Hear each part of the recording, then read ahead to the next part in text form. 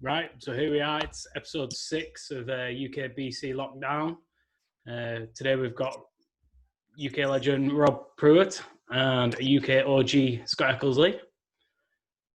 And we might as well start with you, Rob. So give us a brief rundown. Tell us how you got into skating. Skating. I got into skating aggressive skating through hockey.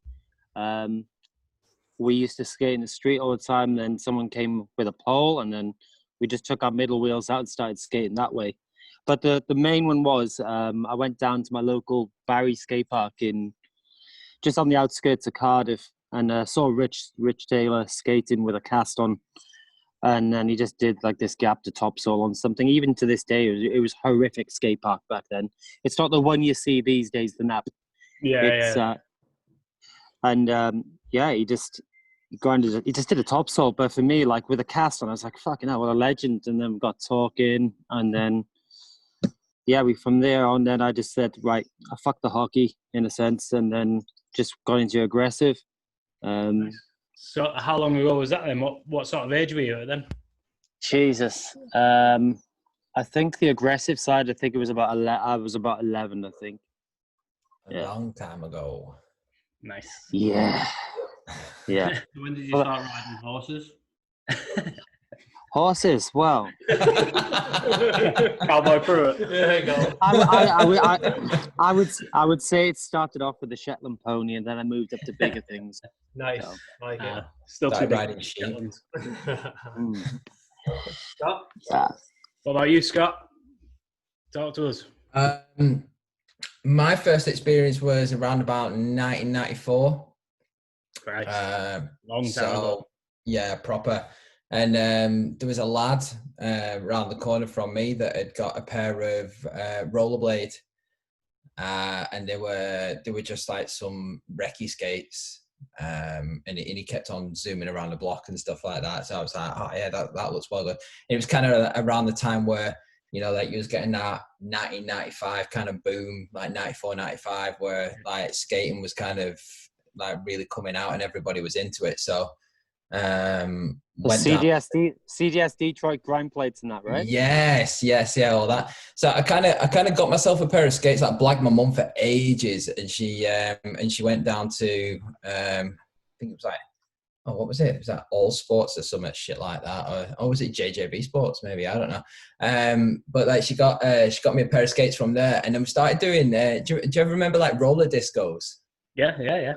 Yeah, exactly. So we used to do they used to do one of those, but then literally like all the cool guys were grinding like all the benches. So you used to have like gym benches down the sides, and then everyone started doing like you could see people doing machios and soles and all that kind of stuff. And I got myself a pair of like these stateside aggressor. They were like, oh yeah, and yeah, massive. Hey, no. Aggressor was it?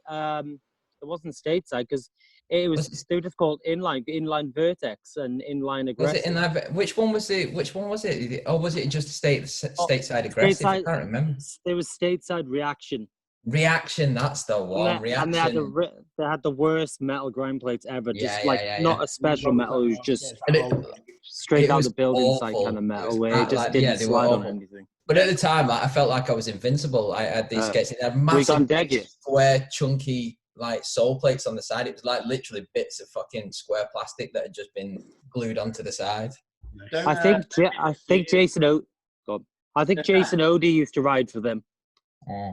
Don't be deceived by Scott, us calling him an OG. Scott may look 23 years of age. Like I'm 15. Actually isn't 23 years of age.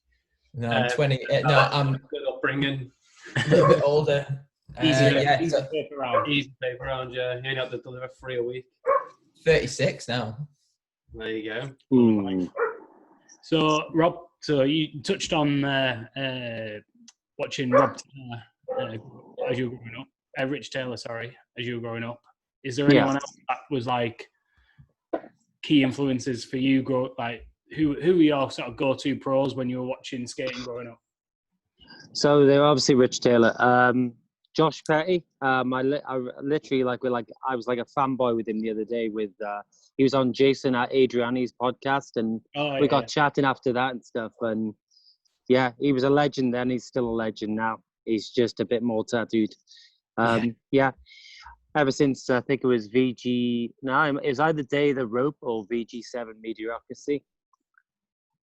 He was a big inspiration. Everybody like speaks about Julio, but like, yeah, for me, Josh Petty was like fucking the king. And then obviously you had Latimer, you had Fine Big follow on after that, and then so on. I think yours was Dominic Sagona for you, wasn't it, Scott?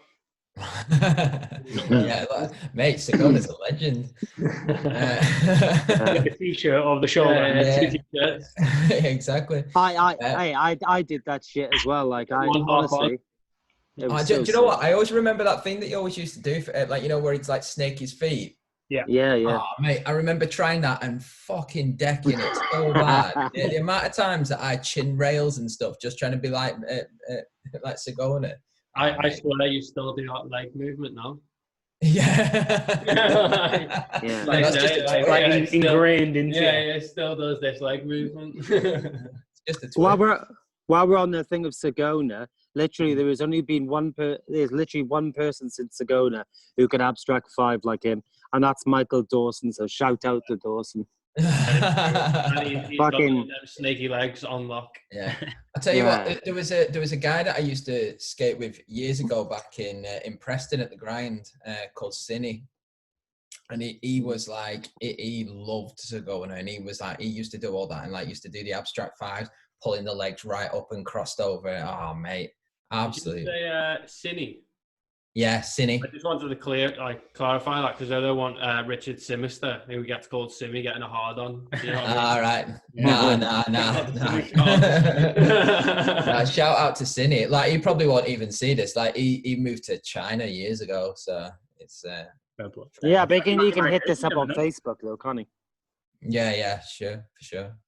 So obviously Rob's known for big stunts, big falls. Mostly falls. Outrageous behaviour when it comes to rollerblading. Do you want to give a little bit of background on some of them things that have happened to you, Rob, and damages that has occurred in your life? Bloody hell. How long have we got? Yeah. How many comas, Rob? 2 induced comas. Yeah.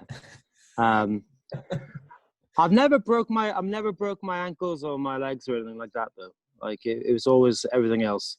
Everything upper body. Pretty much, yeah. I mean, you break your fingers on like a yearly basis. It's just the norm for me anyway. You've got your fucked up knees as well, though. Yeah, they were fucked for years and years, and then about Barcelona, Blinkendeck about 2 years ago, I think it was. Now, Scott, do you reckon? Maybe 3. Yeah. I just literally fell from a height, as I do, and just shattered everything. The doctor gave me a 9 out of 10 rating for the damage I could do to my left knee, my ACL, my PCL, my meniscus, I think it's called. Everything pretty much just went.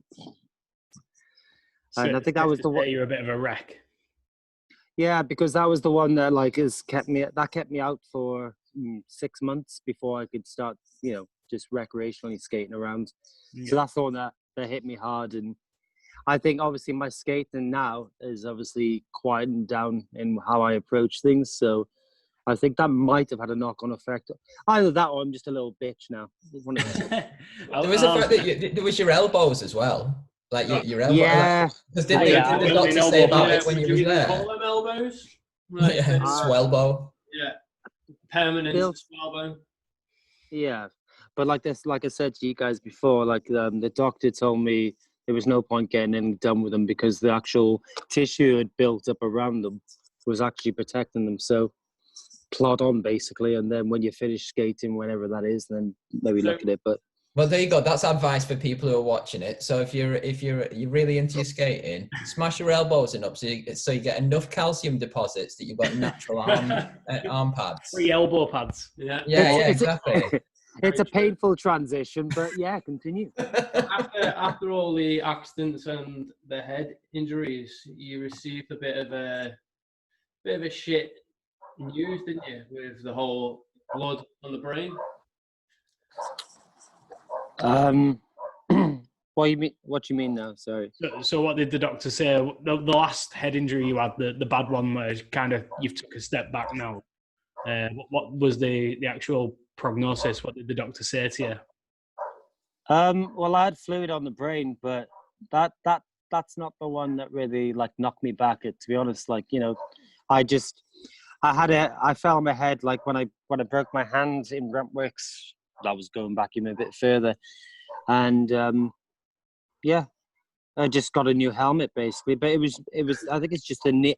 It's just the knee basically. The head injuries. Do you know what? Do you know? Like, I'll just say this, like, as a part of this, like, for like for anybody who's just kind of listening to him chiming on about all these injuries and the way it kind of goes about. That I reckon, for me, obviously, one of the turning points with you and your skating now, and all the kind of how serious it is, and just to kind of like not playing down that obviously people should wear helmets and stuff, but the last time he knocked himself out and really hurt himself was literally just down at the local, like, you know, it was at Southport, and he just done, was it a Mizzou or something like that? Oh shit! I forgot about that one. Yeah, it was just like a dark side through Mizzou, and it's and I stuck on that and just fell. And then this is at the time where obviously he just started seeing like what is now his fiance and stuff like that, and that kind of made such a big difference, because like she was so scared for him, and then obviously I think the fact that because you had somebody like that special, it kind of reflected on you, didn't it? And like she kind of kicked his ass. I can't say the same when Karen was around and you snapped your shin in half, mate, and she came over and she was like, "What have you fucking done?" Yeah, I didn't get that sort of sympathy, did I? Yeah, you didn't get any sympathy at all. That was the worst 2 hours waiting for a fucking ambulance in Rampworks on the cold floor. No. Yeah, I think though, Amanda has always been cool about it. Like she said, you know, do what you got to do. Try and wear a helmet where you can. But it's more my job, to be honest, because I'm a healthcare assistant. Like, I think this is the money that's coming in there, you know, day to day.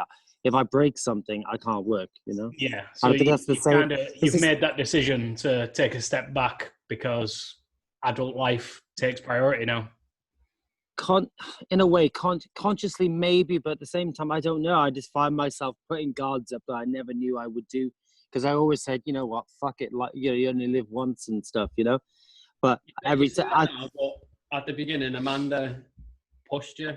Amanda was making sure you were getting to these contests, making sure you were getting to events, making sure you were trying to pursue the career that you have always wanted, and that was to be known as a professional rollerblader and continuously keep that life. For me, like, follow that dream. Yeah, for me, like with skating, it's always about like doing that something that no one's ever thought about, and kind of like getting the outside perspective, like of people who are there watching an event going, fuck, well, he survived that one, whether it's either on his feet or on his head, he still survived it. So maybe we should get into it more so when I land on my feet. Dropping grooves and stuff. But it's the shit that no one does. And, you know, like I've said this as well, I always have this conversation with Scott. I find it better if I can fall from a height. I've got time to think about how I'm either going to land it or I'm going to fall out of it. Stuff on the floor, the tech stuff, I suck.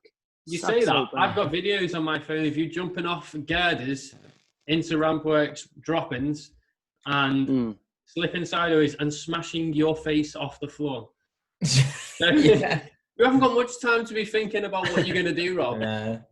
There's also the one where he did exactly the same thing at NAS, and like decided like, because he'd done it the previous year in Whitetown, then decided he wanted to go again, and then what was it? It was like rash all the way down the side and all like your arm. I had a bit of whiplash, but I got away with that quite good. Like the first time I jumped into that one, I slid out. I was like, oh, well, you know what? I've done it once. Fucking hell. Maybe I'll just go for it again. Like, and And you know what? I thought I was going to land that one. It was an Elvis ramp, so I didn't predict the second motion of that trick. Like it was the fact you actually did land it. It was the fact that it threw you forwards and like you'd gone on your toes, hadn't you? I just don't understand where you climb up that set of stairs, you climb across the girders in a building, you look down at a court and you go, do you know what, I'm going to jump into this. Yeah, it's a sound option though. Like, I'm thinking, what would Rich? Two things. I'm thinking, yeah, this is gonna potentially, if I do this, it's gonna potentially boost roll. But in the second one, I'd be like, what would Rich do? You know, it was like, but every time I skate, I always think like Rich. You know. Yeah, that's fair play, especially like with him being such an inspiration growing up and stuff. Yeah. And Scott, I know from skating with you in the past, you're not shy of an injury or two yourself. Talk us through the clean leg snap. That one was that was a lovely evening at Rampworks. That one. So that kind of had come around after. So we used to do quite a lot of the skate nights at Rampworks, where everyone would meet up and we'd do all the kind of big gets together and stuff. And I just it was probably about 3-4 months or something like that. I'd had a brand new pair of skates that my late wife had bought me. So like I was loving these carbons, the Ritchie carbon plastics, and they are just like they were so good. And I just thought I was kind of getting a little bit invincible on them. So skating up, doing a bank transfer disaster to triangle box rail, and then at the end of the triangle box, we'd set it up so that it went directly into the vert wall, and then we were kind of doing 180s back into the vert wall off of that triangle box. But as I hit it, I was doing a top acid. My front foot slipped down the box, but because of the way that I was projecting myself, I carried my speed, hit the vert wall with the full force of my of my travel on my acid foot that was twisted, and it spiral fractured the bone, doing my tib and my fib at the same time. Tasty. So I know how bad it was at the time and how long it took you to actually get back from that injury and how long the recovery took and the rehab. Do you know what? That's one of my, so it kind of gone from like one of my worst moments to one of my proudest moments in skating that as well, which sounds really strange, but it was the fact that the doctor and like the surgeon at the time when I was in, he said to me, you know, it's going to take you at least 6 months to even start walking again. And then we don't even think you're going to be able to walk properly again. And then like, we don't reckon that you're like, you can forget skating. You're not doing that anymore. Yeah. And I went to see a physio in Wigan, and the physio guy was an absolute legend. And he taught me about kind of like pain barriers and fighting through your pain, and just kind of the fact that what it is like your receptors in your brain and stuff like that when you start kind of trying to walk again on a break and all these kind of things, is the fact that your body's telling you, that's hurting, but you just got to drive through it until it's excruciating and then stop. And then the next day you get up, you do it again, and you'll go a little bit further, and then you get up and you do it a little bit. And I think it was that mental attitude of wanting to get back, and the advice I got from that guy. I was actually back walking in 3 months. And in the 4th month, I actually managed to go to the Ark and skate in Preston. That's pretty, it's a remarkable effort, to turn that around and to come back from, we obviously skated yesterday at Southport together. Yeah. Hell of a, an achievement to come back from an injury like that. Do you feel like it's changed the way you skate though? I know Rob spoke before about the, work side of things maybe having an impact, subconsciously. Do you think it, like the injury you had physically, do you think it's affected your skating, or is it? Yeah, it's both physically and mentally. So obviously, like you carry things like that. Like talking to you about it now and reminiscing about when I did it, I can still now I can hear the snap of the bone in my head. Like it's really vivid. Like you carry it with you. And it's Not things cool. like that that kind of make you think, is this worth doing just in case I fuck it up? So it's almost like you've kind of got it in your head about fucking up. But I will say one thing is that, and it's always I think it was, what was it, Razor's Ego or something like that, where Julian Barr like chats to the screen and he's talking about like, you know, if you think about, I thought about falling in the bush and I did the rail and I fell in the bush. Yeah. That sort of scenario is like, it's like what Talk your head's yourself at. into it. Yeah, exactly. And I think that like if you put your head in the right place, you probably are like, you'll be all right. But it's that seed of doubt, and it's kind of getting, once you've done something as big as that, it's getting back into it and not letting your head take over everything that you're doing. I find like, obviously skating's not too bad. The only problem that I get is that piss head over here. The only problem that I get is that it's little things like, you know, just obviously tired bones and things like that. But I think part of that's age as well. So yeah, that happens to us all, that mate. You know, I haven't had that experience in life yet. Obviously, it's coming. Yeah, well, I skate and I take some heavy falls, but I do some stupid tricks. But I've never had that fall that's put me out enough to. Yeah, but you're still a pup though.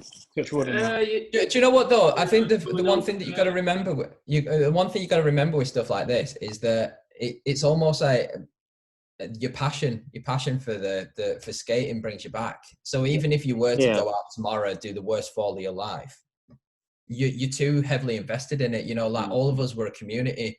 You know, it's like we're a family. Like it's like there's something.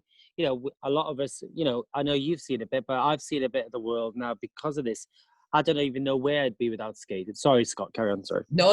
Yeah, exactly. You're right. Like the amount of people that we've met in different areas of the UK, but then like abroad as well. You literally. Yeah. So I remember years ago, like just before we started any of the kind of stuff that like me and Rob did with that rolling brand. But like you'll remember that we had Edwin on our team, and I went to Amsterdam, and I went with my mate Sam and my brother at the time for his 21st birthday. And I was like, oh, I took my skates because I wanted to skate. And I was like, do you mind? And they were like, no, fine. Come on, let's go. So we found this park, and I don't know whereabouts in Amsterdam it is. I can't remember for the life of me, but it was like on a mez. It's like a mezzanine floor. I'm sure some of our Dutch friends will be able to tell us what park it is. But like you went in this building and you went up some stairs, and it was like a floating skate park on a mez. And there was this lad on the ferry that was going over with razors. And I was like, oh, fucking hell, look at that. That lad's got razors. Anyway, so it gets to the skate park, and I'm there skating around, obviously doing some of the shite tricks that I'm doing. And then this guy's like literally just blitzing it, you know, hurricane top soles, all sorts, like skating the mini, like doing mad tricks, like 450 royales, all that kind of stuff on mini. I'm like, who the fuck is this? Like, so that was Edwin, yeah? Yeah, turns out it's Edwin. So, you know, like, and after that was kind of one of those things. I remember meeting him and just being like, fuck, you are so good. But it's little things like that. Like he instantaneously was like, became mates with me just in that one night, and didn't care about talking to me, anything like that.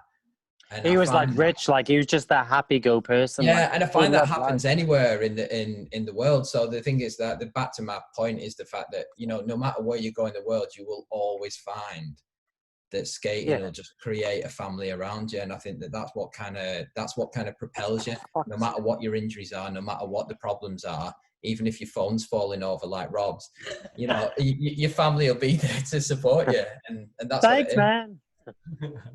So obviously, leading on from rollerblading side of things and pushing that aside for a minute, you know, outside of the rollerblading world, people still are interested in what you're up to and what you've been doing.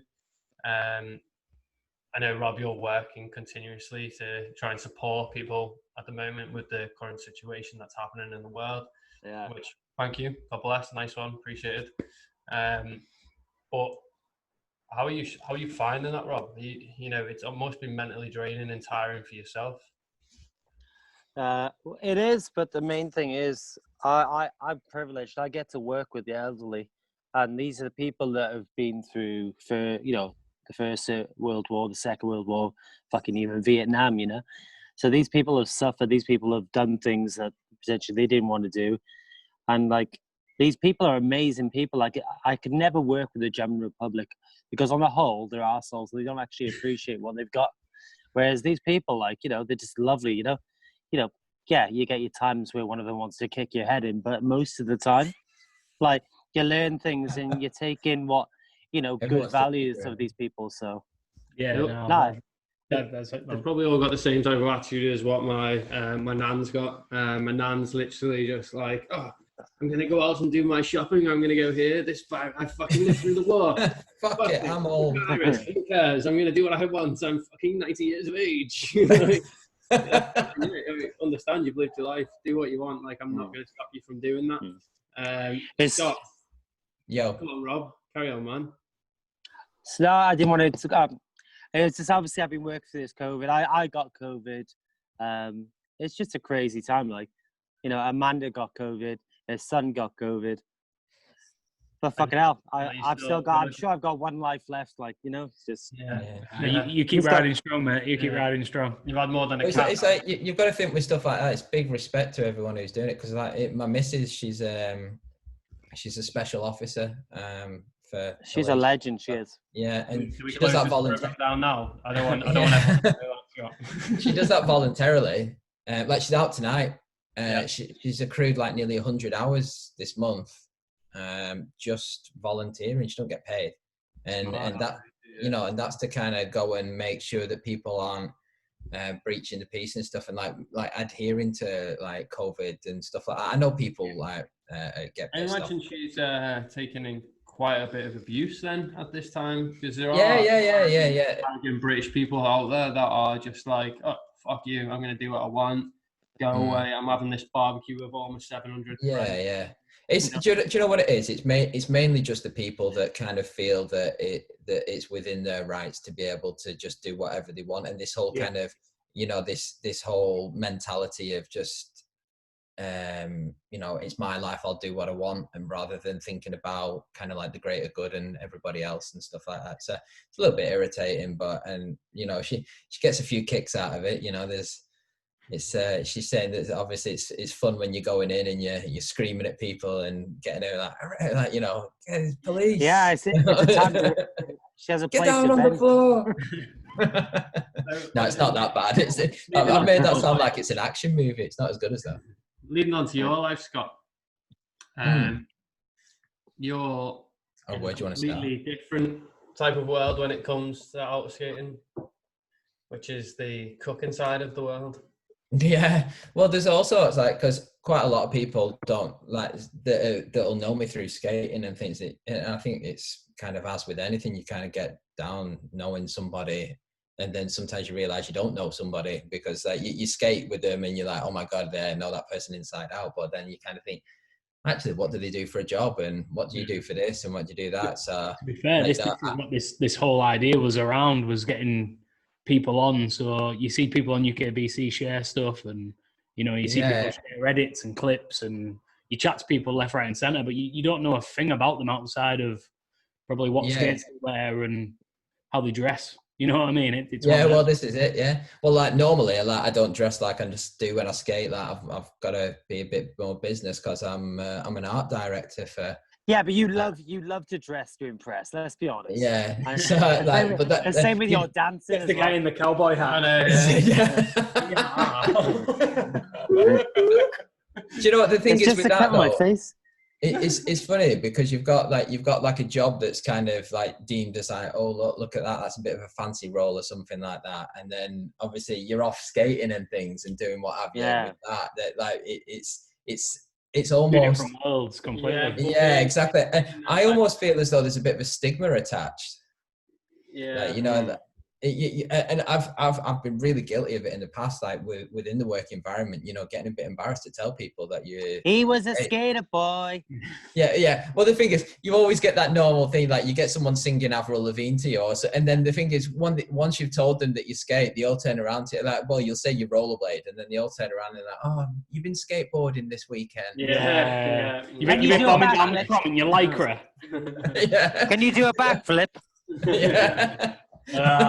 the worst. No, I do Deborah in understand planning that that knows you only were just because you come in every so often. When you got to explain to when you're in a very professional environment and you've got to say to somebody like, "Oh, what do you do out of work?" and they're expecting you to turn around to me and be like, "Oh, I just socialise, play a bit of Monopoly with my family in the week, Five-a-side football with the boys." The thing now is Scott can say, "I skate, and now I bake cakes." Well, bake cakes. they don't actually understand it, and how I explain it every time is like, rollerblade, but then I'm like on ramps and like going down rails and that type of stuff, and then they're like, "Oh, like a BMX or a skate," and you're like, "Yeah, exactly." Exactly. Do you know one of the biggest things that I found is a really good way to show people like how it is. If you've always got your phone on you or anything like that, I just show them the highlights reel of Winter Clash. That's the I easiest just way of go, doing it with all the people and that. I just show my Instagram because I'm dead big-headed. I can't show them mine. It's just obviously you've got this professional side of you from being an art director, but from there, a lot of people don't know the ins and outs of Mr. Scott Eckersley MasterChef. Scotty yeah, cooking. exactly. I was on there. I was on TV I was on MasterChef. So I was a 2018 contestant. And then last year I was on Channel 4 again, chefing on Beat the Chef. I was on that one as well. And then I subsequently, from being on Beat the Chef, because it was on Channel 4, I was on Gogglebox as well. Are you on Gogglebox? Yeah, all the people from Gogglebox taking the piss out of me. Because like as the footballer looking like guy. Yeah. Do you know what it was? One of the biggest bits that stands out was because when I was on Beat the Chef, I made a pie that looked like an ice cream, which I called the pie scream. Fucking genius, right? yeah. And then as I was making the pastry cone for that, I was kind of like doing this, like fixing the pastry around it. And then obviously that's what they showed on Gogglebox. And then you've got the woman, and the gay lad taking the piss out of me. It's like, oh, look at him. He knows his way around. No STDs on that guy. But like that's just a hobby as well, isn't it? You've no chef training. You don't. No. It's all amateur. As a living, it's purely hobby based. But the thing is, though, that I think that it kind of shows that if you're passionate enough about anything, you can kind of get anywhere with it. Because now I'm doing all sorts of stuff with me Instagram profiles and being a bit of an influencer. You tend to find, Scott, that you have the better chefs are the ones that are home taught, and the ones that have gone out there and done it themselves and not got qualifications and gone to like schools and stuff to try and learn how to cook. The ones that have done it themselves and are more passionate about doing it for themselves at home, they're the ones that you are going to get more of a heart and tasting. Really delicious.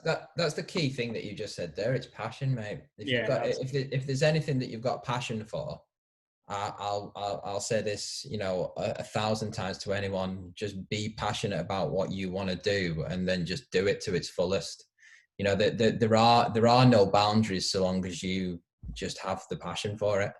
Yeah, absolutely. That sounds really cheesy, but but it's true though. I mean, it's so 9 times out of 10 for the people who still skate, rollerblade, it's for that reason alone. You know what I mean? There's no real money in it. You're not making a living out of doing it. You probably count them on your hand how many people make a living out of doing this. Yeah. But, for the sake of it, you're literally just doing it for the love and the passion. So yeah, it's absolutely no different. I suppose that's why me and Rob got together and did our little jaunt. Yeah, I mean, and that's something we want to touch on as well. So obviously we've asked to together for a reason. Obviously, you did that rolling brand. Probably must have been. We're doing. Still doing. Not did. Still doing. He's taking a little bit of a sleep. So we just had a hiatus. Yeah, so it must have been. When did it start? Because I remember I was at university and finished in 2011, and around that time when I was kind of around Lancaster, Preston way, so going to the Arc, and that's when I remember it sort of taking off a little bit. The product was coming out, and so it must yeah. have been Well, around I that time. actually I did a bit of digging on this the other day, like just because I knew this was going to happen. So I kind of took a bit of a dig into the archives, and I found one of my old hard drives and went through it, and it was 2010. Yeah.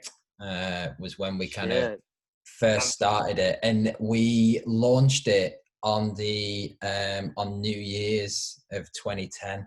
So that on the 1st of January, we had like a little countdown on this website that I'd made, and it counted down into the new year, and that's when we released the first shirts. I'm glad I'm not a pothead anymore, because them 10 years have flew by. I was just when you said like 2000, I was like, shit. Like, yeah. Do I remember all this? Wow. No. So, touching back on that base, obviously, you know, talking about that Roland brand and it being 2010, is that going to make a comeback this year? Well, it's 10 years, isn't it? So, well, the 10-year anniversary's been and gone now, but but yeah, like Rob's been really keen. So like a bit of like just history back for it. Like with the reason we stopped was just purely it was for personal reasons as well as financial reasons. You know, goddamn accountants. I had to take a back step because of my personal life. So for a few of you that don't know, like my wife passed away. She had cancer around that, and that kind of stopped me. And I was doing quite a lot of the design work, and then Rob was handling all the kind of the distribution and the accounting side of things. So obviously, if you've no one to design anything, then you've no shirts to actually send out to people or anything. Yeah. And we tried to be legit with it. Yeah. You know, we tried to do everything above board and actually, you know, start a company. We made a limited company. We went through the banks. Yeah. We got an accountant. Wasn't the best idea, but ultimately one of the biggest things was we were doing too many things that weren't making enough money. So because we looked at the market and we discussed it, and like one of the big things that Rob was saying that was obviously he wanted something that was a durable t-shirt, because let's face it, Rob's one of the guys that's going to wear through a t-shirt in 2 seconds, you know, because the amount of falling he does. No, but like, you know what I mean? Like it's that kind of wear and tear when you're skating. Yeah. If you're constantly kind of like scuffing your shirt on a rail or on the floor or what have you. So we wanted to make something that was really good. But then obviously I want one of my big things coming from fashion retail. I was saying to you know, you aren't really going to entice somebody with quality in rollerblading, because let's face it, a lot of rollerbladers don't have a lot of cash, because you know it's quite a young market that you kind of go into, and not a lot of people are quite established enough to be able to be spending 50-60 quid a time like on shirts and stuff like that. So we did the dream of any kind of retailer, which was to do top quality, low price, which we achieved.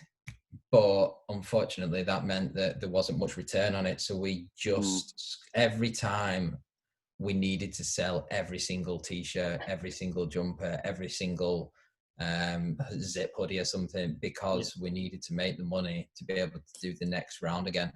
And I mean, the big thing about that was it was the books, the accountants. That took a lot of the money. I mean, I think it was something like $7,000 we put into this. And the accountant pretty much fucked us with that. Yeah, we came out with nothing. Yeah. Apart from memories. Yeah, exactly. But the thing is... I mean, yeah, like you say, you got memories and tours and stuff out of it. But coming into... So we spoke to the guys from Postscript a couple of episodes ago who just started up. And I mean, they were super transparent on the, you know, with everyone when we were talking to them and just saying... The way they were going to work it was, you know, like a buy to order, like an order to pre-order, yeah. Yeah, pre-order, yeah. So pre-order everything. You know, you'd run like a limited design. Once it's done, and then you move on. Is that something you'd think of doing, coming back into it? If you like, you know. That's the only option. That's literally the only option. It seems to be, what people are doing now, and it makes complete business sense. But yeah, exactly. The thing is, we're going to do it in such a way now that we don't really like. Obviously, we folded the company a long time ago in terms of just like sorting it out with the government and all that. So as far as company's house are concerned, we don't exist anymore. Yeah.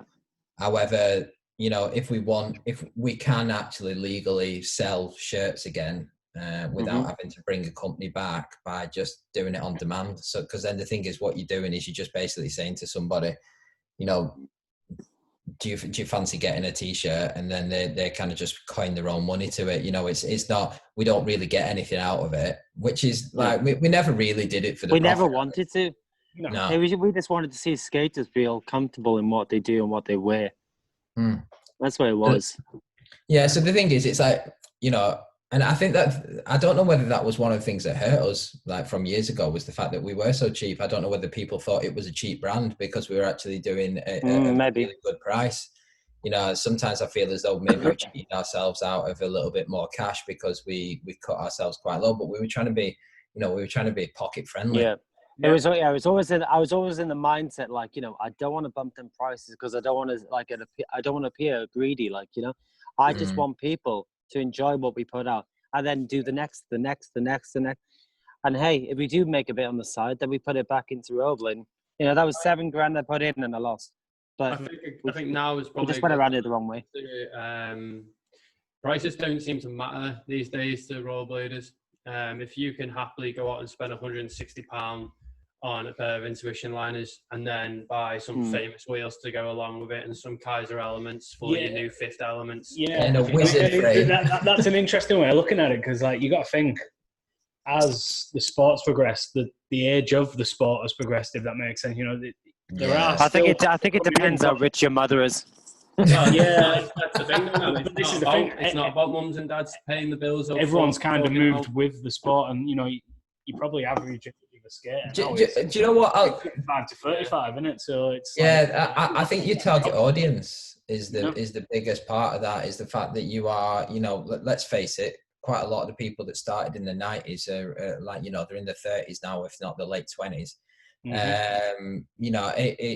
It's kind of that's your market, and those are the people that've got proper jobs, more kind of like more grounded and stuff like that. So I think you've got that disposable income. Yeah, you can kind of allow yourself now to as well. Is that they're at that age where they still enjoy the rollerblading side of things. They still want to be involved in rollerblading, but they can't do it as much. And their way of giving back to the sport is helping out companies like this, where they'd be paying out 30 quid a t-shirt.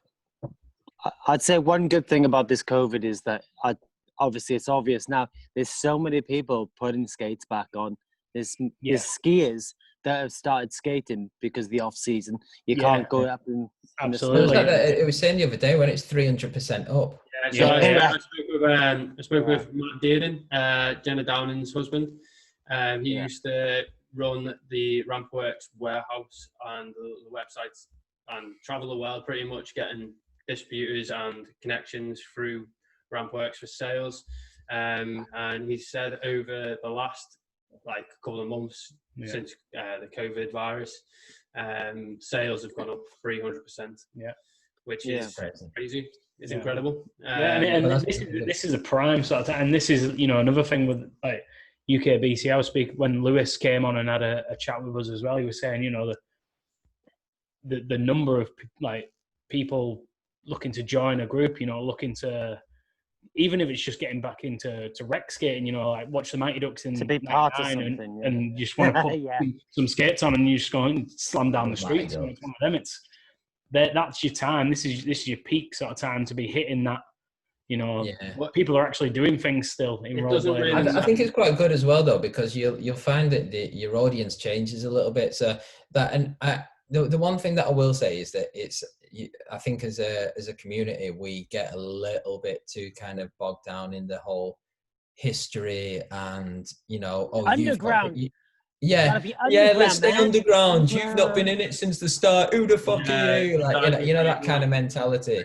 I couldn't care if you're OG fucking from 1999, 1994. Yeah, you've got to be inclusive nowadays. You want a fucking rollerblade, we'll have a rollerblade. Like, it doesn't make a difference if you're fucking 12 and you're at the skate park. I'm still going to give you a fist bump and say, nice one, kid. Do you know what I mean? Like, yeah, exactly. And I think that's the difference when it comes to doing stuff like this. And that's how you kind of like, so going back to like the brand and stuff, you know, if we're going to kind of bring it back out and push it to people, yeah, it'd be great for people to go, oh my God, that's an old brand, you know, like support them because like they're all into the old school side of things and the nostalgia behind it.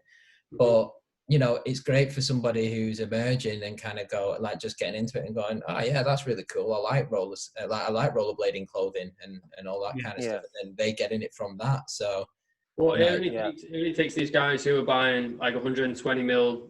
100, what is it, 125 mil? 125, 110. Yeah, so, big wheeling. Yeah, big wheel. The guys who are going out and buying big wheel skates, it only takes them to go past the skate park and see another rollerblader in that park and go, fucking hell, I could probably give that a little whirl. Do you know what I mean? Yeah, like, exactly. I'm off work for another 2 months to break my wrist. That's only 6 weeks of time off. You know, fuck it. Might as well give it a go. I think it's like association as well, isn't it? It's nice just to be able to kind of see somebody and think, you know what, I'm not alone. And then I think things like that are then what kind of propel people forward in kind of investing themselves a little bit more into community, into buying products, into buying like, you know, like doing that. And then obviously that funds the overall kind of sport, and then it kind of just helps us a little bit more. And then obviously on the UKBC side of things, and like the UKBC page on Facebook, it doesn't portray rollerbladers as the nicest people in the world. The thing is, before that, you had BMAG message boards, you know.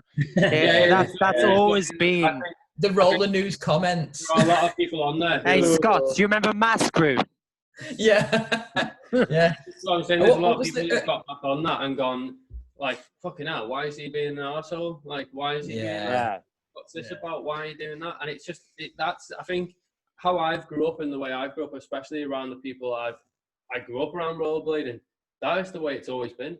Like, you do something to your skates, you change your frames, you've got black skates and you throw a pair of red frames on, somebody fucking turns around to go, right, Ronald fucking McDonald here with his fucking bright skates. You know what I mean? It always has been like that. It's always been a bit of banter, a bit of a laugh. But I think the whole UKBC side of things, people are a little bit sensitive these days and can't handle the whole joking and can't handle somebody going, they look a bit mad. Do you know what though? I think people are afraid of change as well. Well, do you know what? I think it's quite a lot of it is people don't necessarily understand the community as well, because we are quite tight knit. So everybody does know everybody else. Yeah. And then the thing is, you'll find that there is that kind of, it's like a camaraderie almost. You know, we're all together, and like the banter kind of follows with that. So if you're just reading it, it's like if I send a text message to you now and I'm being sarky, you won't read it as me being sarky. You'll just read it as me being shitty. And I think there's things like that you've got to kind of think about. This is the thing with new members, and I think new members, when it comes to joining that page, need to realise and understand that people aren't out there to get at people.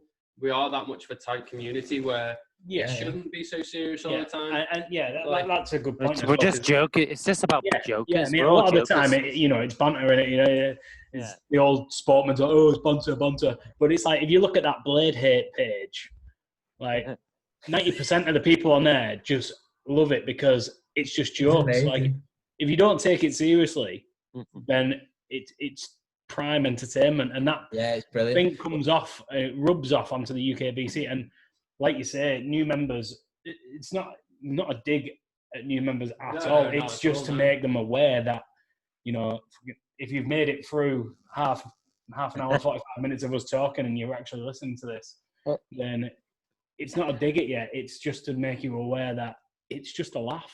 Like, the whole idea of skating is having a laugh. To bring it into context, like, I've sat next to Louis in his front room, and we've both been on our phones on the message board, giving each other shit as if we hate each other. laughing your heads off. Having a beer next to each other. It's like oh my God, what's going on here? And look at this guy, he's getting well at it. It's like what they do in America with like the jocks. So it's like initiation. If you can't take the fucking joke, then you know. Yeah, a bit hazing. That's it, you know. And I think, and especially, it is one of them sports where it feels like the longer you've been in it, the more you kind of earn your stripes. But at the same time, no one's ever going to turn around. You could have skated for 25 years.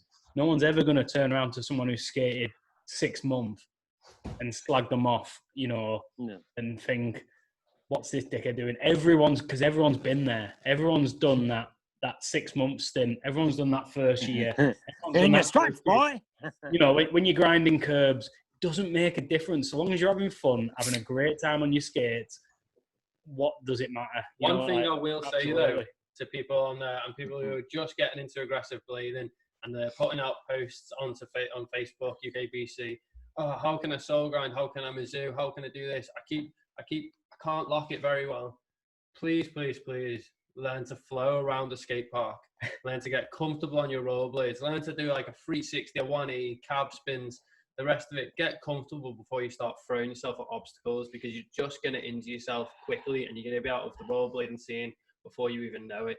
It's not. And you're gonna put yourself off as well. Like, you know, don't think too quick. It's not about this progression. People have got this persona where you've got to look a certain way, you've got to skate a certain way these days to be even cool and being part of like the cool gang clique on the social media. I've never been cool. Well, maybe at one point, when you dressed like Ollie Shaw and you skated for Fen Phoenix, that was probably cool. I think just a key point to people out there who are just getting back, like, well, not even just get back, even getting back into it. To be fair, take it easy. Like, you're not out there to prove something. People are just happy to see your face at the skate park. Yeah. I went to Southport yesterday and I skated with Scott and I skated with Brad. I skated with a couple of other people there as well. There was all the Misery Cult guys. And, you know, not everybody's there to showboat or do this or do that. You know, people are there just doing a fucking back royale, doing a Mizzou, chilling out. Do you know what I mean? It's not about like having to be this top dog. You know, you're not out there. That's a good point though, because like we like with the guys yesterday, like, so the Misery Cult guys, and kind of skating with it, they've been really good recently.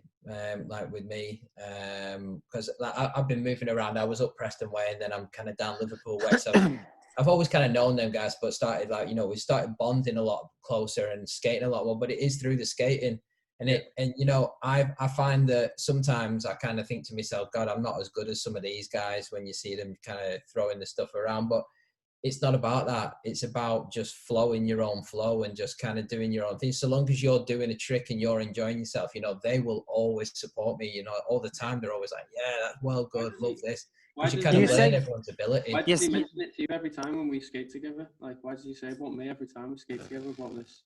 That's what he says. Don't worry about it. You said it. Scott, you mentioned flow. What's that? I seem to have missed that one in the 20 years. Yeah.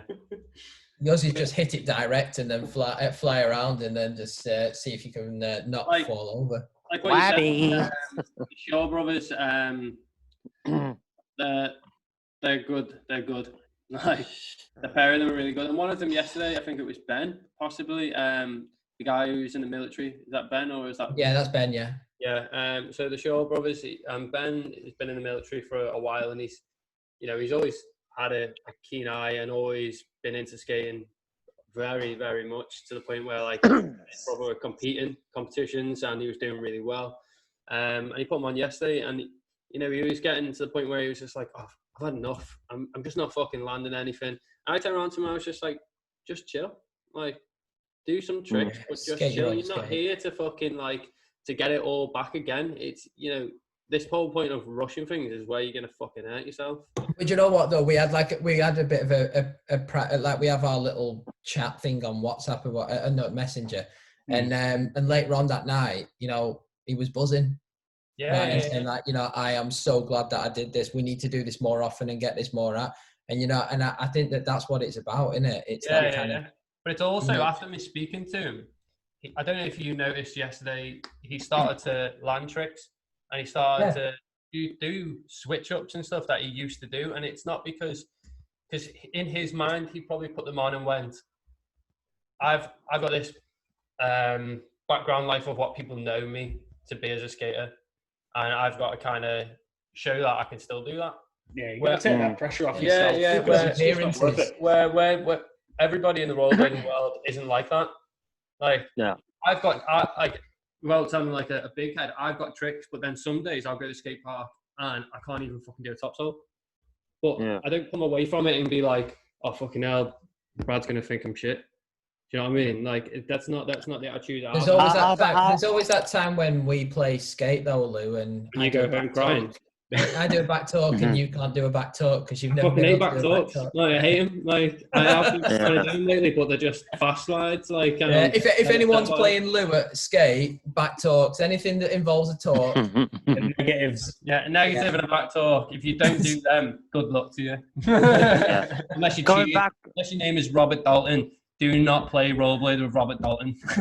that guy's like Superman. Going back to what you're saying about like just have fun and stuff. I've been quite privileged since I've been skating. I've had sponsors. I've had people back me more than I ever thought I'd ever deserve. But I've always had. I can't shake it. Like I always have to try and do better. And it's just in my mindset. I don't know, like you said, I don't know how other people feel about that. But for me, like, I'm always not happy with myself now because obviously I've done stuff in the past and it's big shit. Like I look back at the dumb shit I used to do. I'm thinking, fuck, why can't I do that now? I'm a big boy now. Why can't I do that? And I've always got that mindset. Well, what are people going to think of me? Am I just this washed out kind of person that had his moment? Like, I get what you're saying, Rob. I do the similar stuff, and Brad does the same stuff. But you can narrow it down to so simply as like, where's he gone? There he is. Where's he gone? Bloody idiot. So, my battery's gonna. Hey, I'm gonna have to take my speaker off my headphones because my battery's gonna die. So I need to plug this in. Right, okay. Would you be able to hear me? Yeah, we can hear you. So like, I can understand that to a point where and even Scott, Rob, Brad, myself, all do it at that little amount where like we'll do a trick, and to everybody else, filmed everybody else, they're like, yeah, looks sound, but you yourself, you're like, nah, I'm not happy with that, and I'm really sick of him just right now. What is he doing? You're right. My battery, sorry. No, you're absolutely right. Yeah. And you will get that sort of, it's like a negative feeling towards yourself. You always know if you could have done something better. Yeah. And it might not come off. In all the years that I was filming like all the guys for that rolling brand. So, we had, I've been surrounded by the likes of, like Rob, we had Danny Jewell, who can just do any tech maneuver he wants. He's been doing shit like this for years. And then you've got we had Carl Ambler that was on there. Carl Ambler is ruthless. Yeah, he's a banger. Exactly. Goes away for 2 years, comes back, throws everything down like he's not fucking souls and fishes. And then we had Aaron Turner. He's bad man. Everybody knows that he can just kill around. We even had younglings like Nathan Robinson. Nathan Robinson's still like now. If that guy, I cannot give enough props to because he is absolutely ruthless and so underrated. I will back that lad. We were generally actually talking about Nathan Robinson the other day and actually discussing the fact how underrated he was. So. I thought he was sponsored by a razors flow team, but actually it turns out he just loves buying razors and changing them. But at the end of the day, if actually anybody took the time to look at Nathan Robinson's rollerblading and his style and his tricks, mate, he should be on the flow team. Yeah, the thing is, you need to that level. You need to watch some of his lockdown stuff that he's been doing. It's crazy. Yeah. That P-rail, sketchy as hell, mate. They're about a pencil thin, and he's doing hurricane top soles, and just crazy tricks into true spins, everything but it's all from a switch up. Yeah. And I don't know. Do you know what the one that he did the other day, and he was on the rail, and it was he'd been doing a few different kind of bits as he was skating through, but then just comes up, throws 0 alley-oop soul, 360 alley-oop soul. Yeah. I mean, shout out to him as well because he's oh fuck, it's not on there, is it? It's this one. Yeah. Shout out to him as well because he's just started posting a lot more street clips as well. Like he's just been getting out solo sessioning in Clitheroe. So this is it. Nice blurry. You can't see that, Louis, but there you go. There you go. That's the trick. That's the trick. See, look at that. That's fucking sick. Yeah, that boy can dance on a rail. I'll give him that. But I mean, like, yeah. Can you guys still hear me? Yeah. Okay. Yeah. Shout out on F. But he's just started skating a lot more street in Clitheroe, like solo sessioning as well, like, you know, handrails and steps. But the thing is, with that rolling brand, he always used to be able to skate the street. The problem was it was getting him out because he lives in a little tiny village. And this is one of the things. It's like a shout out to any of the kids that are kind of, you know, that are a little bit further away from what's classed as like the scene or like any large parks or anything like that. You know, you kind of find yourself like a little rail or something like that, and then when you can, try and get in with people. You know, start making a few friends and talking to people, and then what you'll find is that, you know, people will pick you up, people will get you from train stations, they'll drop you back off again, you know, things like that, because everybody's out to support each other. So it's unless your name is Yasel and you're a selfish bastard and won't travel from any other skate park or them ramp one. Put that out there, Lewis. You know that. Is he not pro for ramp one yet? I think he just runs their Instagram page. I think he gets in for free for that profit of helping them out by running their page for them. Is he not sponsoring their new sauna or whatever it is they're having put in? What? They're having a gym and a sauna or whatever. Okay, they took out the ball for a climbing frame, I think it's going to be. Inflatable area. Yeah, so Andy Betch will be there next week. Yeah, climbing wall. Yeah. Is there anything else that you guys would like to touch base on for your future, or what you've got plans, or anything you'd like to let the UK scene know about? Just pre-order. That's all we got to say. Pre-order. So we might see something in the near future. Yeah, just watch this space that we're pulling up some designs, so you'll see something coming through soon. Because obviously this is the longest chat I think we've had so far, and we need to get them views, and nobody's going to listen to YouTube. No one's going this far. We want a bit of a ramble chat. Yeah. We want people's opinions about what they want when it comes to clothing wise, what they want. You know, that's the one thing we've definitely. So if people throw the comments. Throw some feedback. Is there an Instagram page? Is there somewhere that's still going? We have an Instagram page that we've still got open, and I think that's our only thing on there at the moment. We just the last post that we posted up was a post of some labels, some of the old labels that we used to have that we've still got. So, you know, if you've got your ideas, get onto our Instagram page, TRB Clothing, and then just, you know, throw some comments on that post. I gave Pruett a comment the other day. I said no long line t-shirts this time because Shane Burke doesn't have all the money in the world to buy your products. He just buys from Primark. Yeah, super long lines. Shout out Shane Burke, yeah. Everything, we're gonna get everything extra small now. It's fine. No, please don't. Please don't. Absolutely not. Yeah. Anyway, boys, it was lovely chatting to you. Nice having a beer with you, boys. Thank you for giving us a platform, man. Appreciate it. Anytime, mate. And let us know about Monday about the cliff jump thing. Yeah, sounds good. Let us know when you want us to come round to dig up them flags to bury Amanda. She's already under there. Shout out though to everybody from past and present as well. Just want to kind of take the time whilst you've got people who are into rollerblading and things to say, like, you know, still thinking of people like Edwin, you know, you know, he was a big part of our team. Absolutely. Then like all the previous skaters that have been in the team and stuff that we've had, you know, without any of you guys, we wouldn't have been able to do what we were doing when we were doing it. So yeah, just big shout out to everybody, and I hope that everybody watching in the UKBC just like kind of looks us up and goes for a bit of a history lesson. Sounds good. Thanks for the time, boys. Cheers, boys. Hey. See you later, guys. See you later, Pooch. See you later, bye. Thank you. Bye.